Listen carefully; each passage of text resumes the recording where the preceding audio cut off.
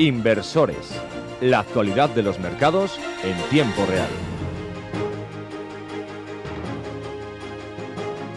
Saludos cordiales, bienvenidos a Inversores, su programa de información financiera semanal. Comenzamos, como es habitual, con algunos de los datos macroeconómicos de esta última semana, para destacarles que el IPC en la zona euro ha subido una décima hasta el 7%, el IPC en Japón sube hasta el 3,4%, las exportaciones en nuestro país de alimentos aumentan un 13,9%, el Banco Central Europeo prevé que la inversión inmobiliaria está en un momento más débil en la zona euro de lo que lo estaba en el pasado, cae la confianza del consumidor alemán, también ha caído la venta de viviendas usadas en Estados Unidos y las ventas minoristas americanas han crecido muy levemente. Vamos a revisar ahora los mercados financieros y vamos a comenzar por las bolsas, para decirles que Frankfurt ha subido en la semana un 2,27%, París ha subido un 1,04%, Londres ha subido un 0,03%, en Madrid el IBEX 35 suma un 0,19%, se va a los 9.251 puntos, el Standard & Poor's 500 en Nueva York sube un 1,72% y el índice Nikkei en Japón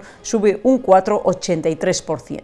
En el mercado de divisas, el euro con el dólar en 1,08, el euro con el yen en 149,07 y el euro con la libra en 0,86. Mercado secundario de bonos a 10 años, Alemania en el 2,43%, España en el 3,47%, Estados Unidos en el 3,68%. El petróleo en $75,62 el barril, sube en la semana un 1,59% y el oro en $1.978,95 la onza, se deja en la semana un 1,81%. Con esto nada más, cerramos la parte inicial y nos vamos con actualidad. La actualidad de la semana. En actualidad voy a hablarles del sector bancario mediano, la banca mediana estadounidense, para recordar que hace 2 meses comenzó esa crisis bancaria que provocaba el banco Silicon Valley Bank después de anunciar que la pérdida que tenía en su cartera de renta fija y los depósitos que había perdido de sus clientes le abocaban a la quiebra y por tanto a desaparecer. Esto se despertó todos los fantasmas del año 2008 con la quiebra o con la crisis financiera que nos llevó a todo lo que sabemos y lo cierto es que generó en los mercados financieros caídas importantes, sobre todo en el sector bancario en líneas generales. En España el selectivo español, que es el que más bancos tiene, es de los más damnificados desde entonces, y aunque ha recuperado parte y buena parte, pero no lo ha podido recuperar todo, fundamentalmente, como digo, por el peso del sector bancario. Destacar que después del Silicon Valley cayeron 2 bancos más y que, por tanto, no se ha cerrado todavía esa crisis bancaria abierta, pero lo cierto es que los mercados en general lo están soportando bastante bien y esta última semana hemos tenido muy buenas noticias de otros 2 candidatos a tener problemas, donde han anunciado que sus depósitos han subido con fuerza en el último mes y por tanto en principio les aleja de esa posibilidad de que sean los siguientes en caer. Los analistas y los expertos dicen que esto todavía no ha terminado. Las subidas de tipos de interés tan altas en Estados Unidos son las que han provocado esto que estamos comentando y no se sabe si puede todavía dañar a estos bancos u otros bancos de estas características. Por tanto, se puede decir que esto no ha terminado, pero lo cierto es que a medida que van pasando los meses y que se van analizando todos los bancos y viendo cómo van evolucionando, las perspectivas son mejores. Por eso la semana pasada, después de estas buenas noticias de esta banca, los mercados han subido con mucha fuerza y sobre todo este sector, el sector de banca mediana en Estados Unidos, que como decíamos venía muy castigado. Con esto nada más, cerramos la parte de actualidad y nos vamos con la revista de prensa. Revista de prensa. Repasamos como cada semana la prensa especializada. Comenzamos por el periódico Expansión. COE, la subida de las cotizaciones de Escribá destruirán hasta 190.000 empleos. El Centro de Análisis de la Patronal estima que la reforma incrementará un 2,7% las cotizaciones de empresas y trabajadores.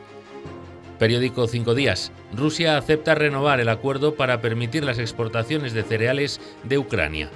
Moscú pacta prolongar 2 meses más el programa. El emisario de China visita Kiev y otras capitales europeas para sondear la posible salida negociada a la guerra. Periódico Diario de León. El Consejo Agrario exige la declaración de zona de alta afección por la sequía para León. La Junta compromete ayudas directas a la ganadería por la falta de pastos y ampliar los seguros de secano. Periódico El Mundo. Air Nostrum ofrecerá 58.400 plazas durante la temporada de verano en León. El aeropuerto de la Virgen del Camino tendrá conexiones con Barcelona, Mallorca, Málaga, Ibiza, Mahón y Gran Canaria. El valor de la semana. En el valor de la semana, en esta ocasión hemos seleccionado y elegido a Vodafone. Para hablar de esta compañía tenemos a Cristian en el programa. Cristian, bienvenido. Muchas gracias. ¿Por qué Vodafone en el valor de la semana? Sí, presentaba resultados al principio de esta semana y su consejera delegada, estos resultados no eran buenos, su consejera delegada centraba la atención en España, que decía que es un mercado muy problemático y sobre el que habrá que tomar importantes decisiones dentro del grupo. Explícanos con más detalle cuál es la situación que les lleva a hacer esta afirmación. Pues son los números que presentaba la compañía. Vamos a hablar de la parte española y vamos a comenzar por los ingresos por servicios, que en su último trimestre del ejercicio fiscal, que es nuestro primer trimestre del año, se iban a algo más de 870 millones de euros, pero supone una caída de casi el 4% respecto al mismo trimestre del año anterior. Cierto es que esta caída es inferior a lo que en el tercer trimestre de su ejercicio fiscal se iba a un -8 o un -6 del trimestre anterior, ¿no? Con lo cual desde la compañía dicen que puede ser un cambio de tendencia, pero son muy cautos.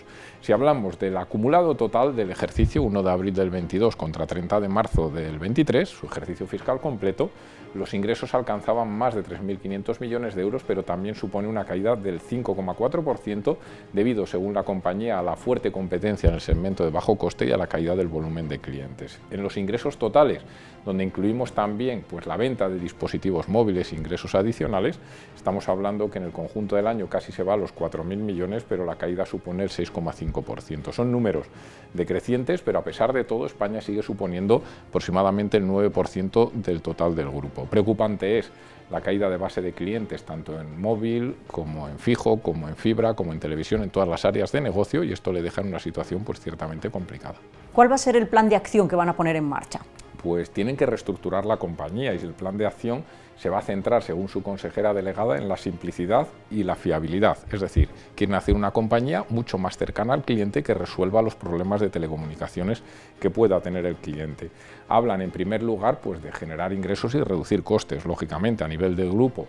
Plantean un despido de más de 11.000 personas a nivel de grupo, pero va a centrarse lógicamente en las filiales, aproximadamente un 12% de la plantilla, pero para los próximos 3 años. Hay que hablar que en España pues, pretenden centrarse sobre todo en la generación de flujo de caja para el grupo, con lo cual pueden tomar decisiones tanto de venta de filiales, de la fibra, de la red que puedan tener aquí. Según los expertos es una cosa complicada, pues es una red anticuada y con mucha competencia, o incluso se puede hablar, según los expertos, de venta de la unidad de negocio para generar liquidez para el grupo y poder tener reducción de deuda y más posibilidad de hacer otras cosas en otras áreas más rentables. Y finalmente, ¿cómo se está reflejando todo esto en la cotización del valor? Pues lógicamente mal.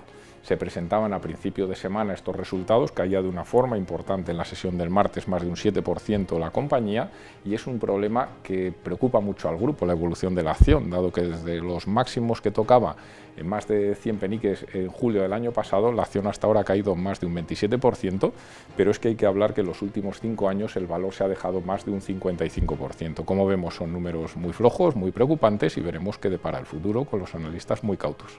Muy bien, Cristian, muchas gracias por tu aportación al programa. Vamos ya a la recta final con la agenda para la semana próxima. En la que destacamos el lunes, confianza del consumidor en la zona euro.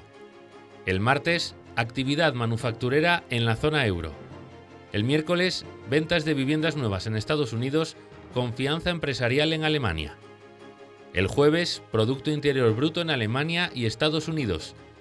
Y por último, el viernes, ventas minoristas en Reino Unido, pedidos de bienes duraderos en Estados Unidos.